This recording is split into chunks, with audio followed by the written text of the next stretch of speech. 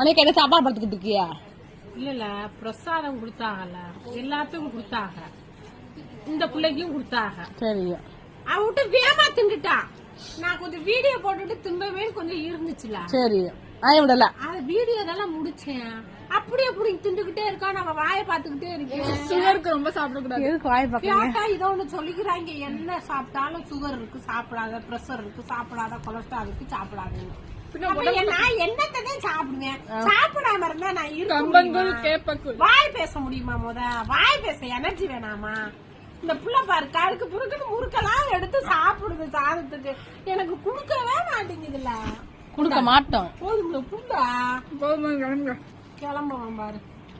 சரி, வளர்ற புள்ள சாப்பிடு. நான் வீட்டுல வச்சு நல்லா சாப்பிடு. குடுத்துட்டோம்ல. நீ கேமரா ஆஃப் பண்ண உடனே இவ புடிங்கிருவா, எனக்கு தெரியும்.